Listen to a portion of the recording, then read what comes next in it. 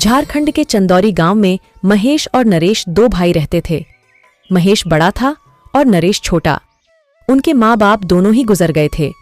नरेश के जन्म के बाद उनकी माँ नहीं रही थी और कुछ दिनों पहले उनके पिता भी चल बसे थे, तो दोनों भाई साथ में ही रहते थे। एक दिन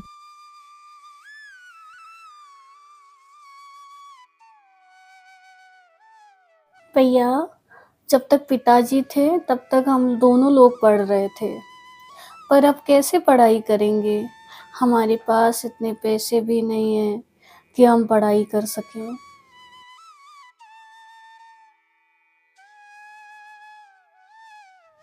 नरेश, तुम परेशान मत हो। मैं कुछ ना कुछ कर लूंगा। बस तुम अपनी पढ़ाई बंद मत करना।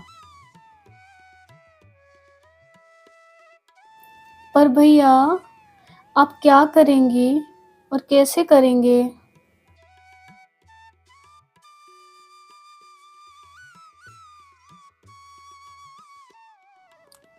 तू इसकी फिक्र मत कर, बस पढ़ाई पे ध्यान दे।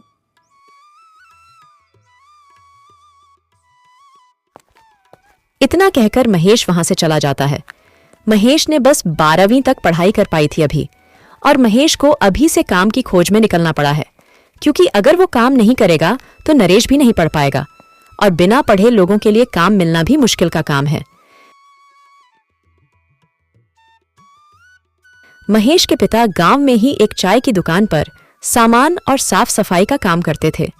महेश भी उम्मीद लेकर वहां काम मांगने जाता है और यही सोचता है कि शायद गुप्ता अंकल उसे कोई काम दे दें।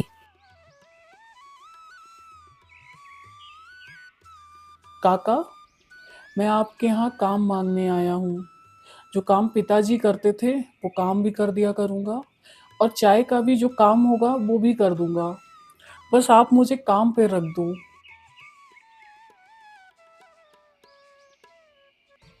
गुप्ता काका महेश को काम पर रख लेते हैं। महेश खुश हो जाता है और अब महेश रोज सुबह काम पर जाता है।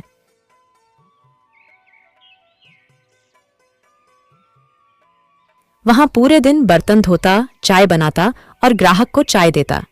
यही उसकी दैनिक दिनचर्या हो गई थी।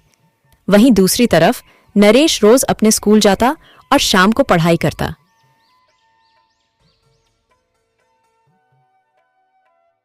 धीरे धीरे साल गुजर जाते हैं।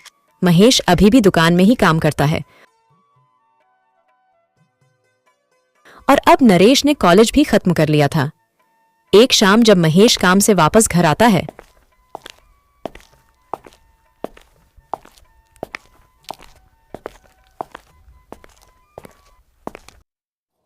भैया, आपने बहुत मेहनत करके मेरी पढ़ाई पूरी करवाई है। अब मेरा भी फर्ज बनता है कि मैं भी आपका हाथ बटाऊं और हमारे घर की मरम्मत भी तो करवाऊं। तो मैंने शहर में कुछ इंटरव्यू शेड्यूल कराए हैं, तो मुझे अगले हफ्ते शहर जाना होगा। हाँ नरेश, तूने पढ़ाई की है तो तुझे नौकरी भी करनी चाहिए। मैं तो पढ़ नहीं पाया। हाँ बेटा, तुम जाओ और अच्छे से नौकरी करो।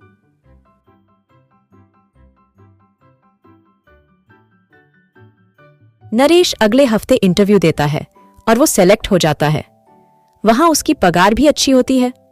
ये बात वो खत में महेश को लिखकर बता देता है। महेश भी खत पढ़कर बहुत खुश हो जाता है। दिन गुजरते हैं और गांव के लोग मिलकर महेश की शादी गांव की एक अनाथ बेटी गोपी से करवा देते हैं। गोपी, जिसके माँ बाप बचपन में ही चल बसे थे, वो बहुत ही समझदार और संस्कारी लड़की होती है। उसके आते ही वो घर की पूरी जिम्मेदारी अपने हाथों में ले लेती है। समय बीतता है। उधर शहर में नरेश को भी राधा नाम की एक लड़की पसंद आती है और वो भी वहां शादी कर लेता है। दोनों भाई खुशी खुशी अपना अपना घर चलाते हैं।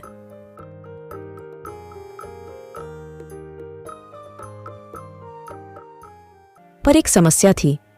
महेश के ऊपर बहुत कर्ज था जो उसने नरेश की पढ़ाई के समय लिया था। वो कर्ज धीरे धीरे अपनी पगार से देता है, जिसके कारण से घर में जो छत टूटी हुई थी वो मरम्मत नहीं करवा पा रहा था। गोपी रोज महेश को छत के बारे में बोलती, पर महेश बोलता कि अभी बारिश का मौसम नहीं आया है, जब आएगा तब छत ठीक करा देंगे। एक दिन बिन मौसम बारिश आ जाती है।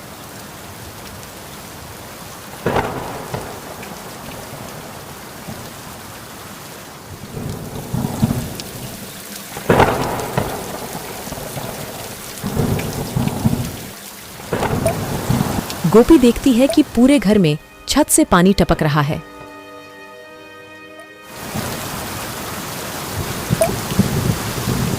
गोपी हर जगह बर्तन रखती है जिससे कि पानी बाहर ना आ पाए, पर पानी की वजह से घर में कोई ऐसी जगह नहीं थी जहां वो बैठ सके। पूरे घर में पानी टपक रहा होता है। रात हुई तो महेश भी घर आया।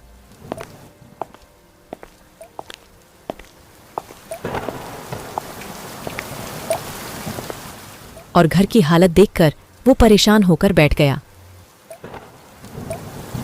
जैसे तैसे करके गोपी ने रात में कुछ बोरियों का उपयोग करके पानी को रोका और दोनों की रात कटी।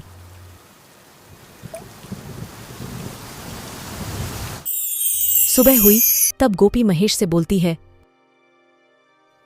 अजी सुनिए, देवर जी से क्या हम पैसे ले लें हमारी छत की मरम्मत के लिए? और वैसे भी उन्हीं की पढ़ाई की वजह से ये छत ठीक नहीं हो पाई ना।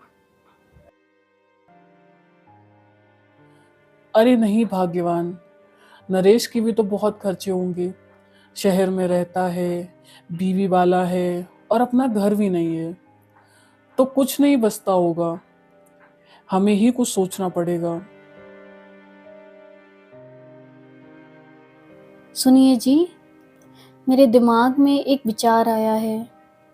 आप काका के यहाँ जाते ही हैं, बरसात भी शुरू हो गई है, तो क्यों ना आप पकौड़े बनाना शुरू करो वहाँ।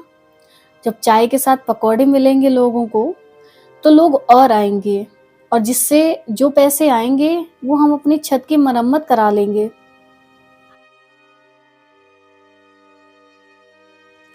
अरे भाग्यवान, विचार तो तुम्हारा ठीक है, पर मुझे पकोड़े बनाने नहीं आते। गोपी कुछ देर सोचती है और फिर बोलती है,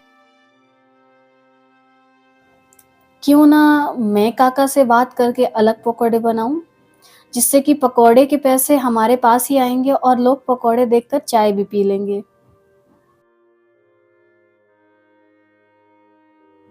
हाँ, ये विचार सही है। मैं आज ही बात करता हूँ काका से।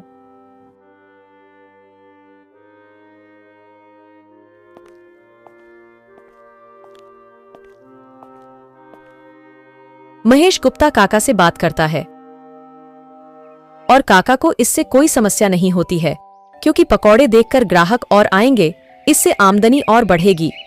यही सोचकर काका महेश को दुकान रखने की इजाजत दे देते हैं। अगले दिन से गोपी पकौड़े बनाती है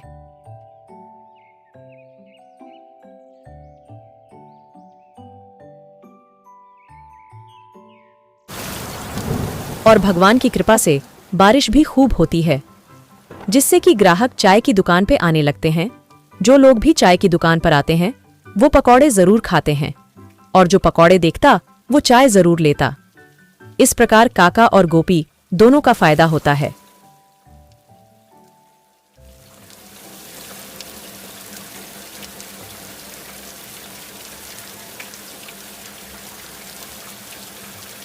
धीरे धीरे गोपी के पास इतने पैसे इकट्ठे हो गए कि घर की मरम्मत हो सके।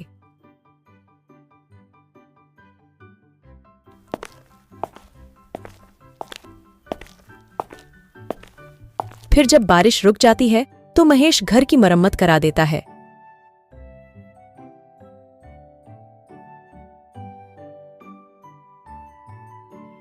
और अब गोपी हमेशा ही पकौड़े की दुकान लगाती है और महेश भी गोपी की मदद करता है।